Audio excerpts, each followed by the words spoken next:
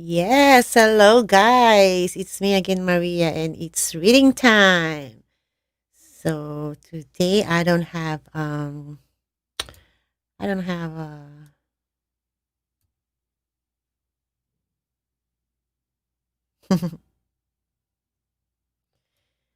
gonna read a different book for today. And before we start, thank you so much guys for tuning in and reading with me.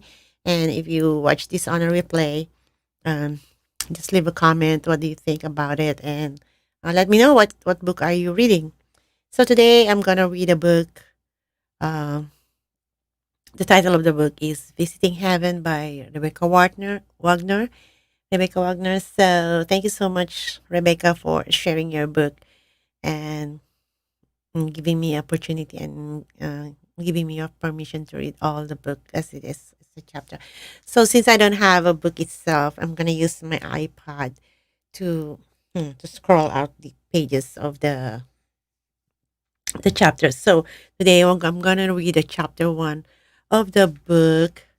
All right, guys, I'm going to show you. This is the book Visiting to Heaven by Rebekah Wagner. So let me know, guys, what kind of book are you reading? Um, there you go. Yes, so yeah. So you see the book, right? So Visiting Heaven by Rebekah Wagner. So we're gonna start with the chapter one, and then for my next video, I'm gonna read the chapter two. Are you ready, guys? So read with me. The chapter one of the Visiting Heaven by Rebekah Wagner. As I hit the country line and was sorry, I need to hear my voice because I don't want it clipping and I don't want to. Hmm. All right, now I can hear my voice. Chapter one: Visiting Heaven.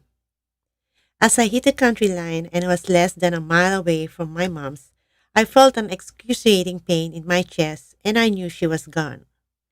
When I reached the house, Mom was waiting outside for me in the driveway. Tori, don't go in there. She's gone, baby. Just remember her the way she was before she got sick, honey, my mom said. I stood in my mom's driving uh, I stood in my mom's driveway sobbing because my best friend, my grandmother, and nanny was gone. She was no longer suffering, but I was angry and mad. The COPD had taken away the most important person in my life. I wanted to scream and kick like a kid throwing a tantrum, but I knew it wouldn't bring her back, so I just fell to the ground quietly sobbing. How was I going to keep my promise to take care of myself? How was I going to live my life if the person that was always there when I needed her was gone? As I watched the hearse take her away, I could feel myself slipping into a dark place that I had no idea how to get out of.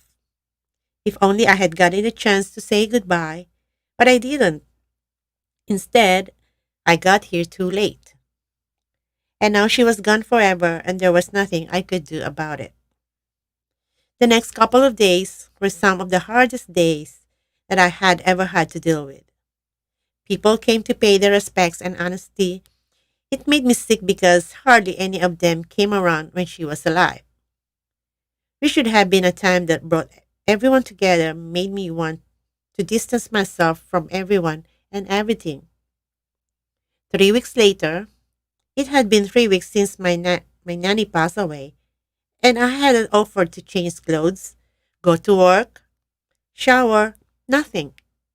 I was having a hard time grieving due to anger and the fact that I felt completely alone. I had no idea what to do about it. I distanced myself from my mom, and the rest of my so called family was nowhere around. I was a complete mess. I was about to crawl back into bed when I heard a knock on my door. I opened the door to find my boss standing on my porch, and he didn't look happy. It's been 3 weeks, Victoria, and you haven't returned any of my calls or came to work. I know you are going through a tough time right now, but we need you at work. The paperwork isn't going to take care of itself," my boss said. "Henry, sir, I'm going to be honest. I don't care. And right now, I just want to be alone," I said before slamming the door in his face.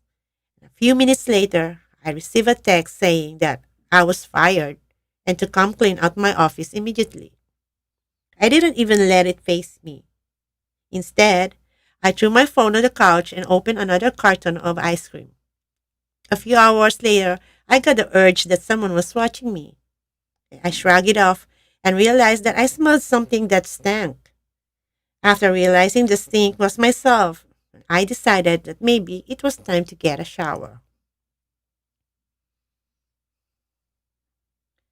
Hard to describe. I got up from the couch and headed upstairs to the bathroom. I stripped down and turned on my shower to the hottest setting. I stepped in, took a breath, feeling relaxed as the steaming water ran down my back. As I stood there with my eyes closed, I thought about Nanny and how much I miss her. I finished my shower and got dressed because I had decided that maybe a drive could help me feel a little better. I got into my car. I didn't know where I was going to. I didn't know where I was going to go. I just knew that I wanted to drive. Before long, I realized that I had driven to the graveyard. I slowly got out of my car and walked over to her headstone and had a newly engraved hummingbird on it because she absolutely loved hummingbirds. I took a breath and fell to my knees crying thinking about all the talks we shared over coloring posters and drinking coffee. I sat there on the ground sobbing until my eyes were all out of tears. I had lost my most favorite person in the world. I had no one to talk to, and I had lost my job. My life was out of control and falling apart, and I had no idea how to stop it. As I started to get up, I whispered, "I love you," up to the moon. Normally, she would say, and back again, but this time I didn't hear it. It was nothing we had said to each other since I was a kid. It was part of our special bond. When I got back home, I was numb. I didn't want to be alive anymore. I just wanted I just wanted my life to end because without her here, I felt like my life wasn't worth living. I went in my house, locked the door behind and locked the door behind me, sorry, locked the door behind me and then sat down and wrote a powerful goodbye letter.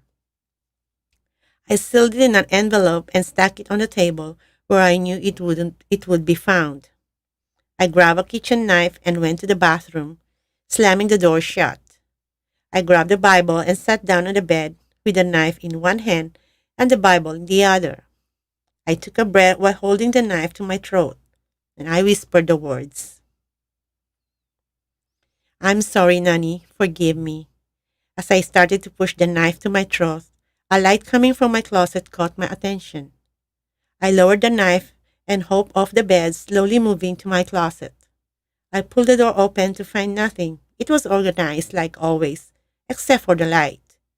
I took a step forward and heard the door shut behind me. As I turned back around, I saw another door. I touched the handle and turned slowly.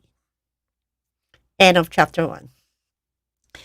So, what do you think, guys? My mind's kind of playing of what's going to happen on the second chapter since she tried to, you know, take her own life. And there are a lot of things going on, right? She lose her job, she lose her nanny, and, she really don't know what to do.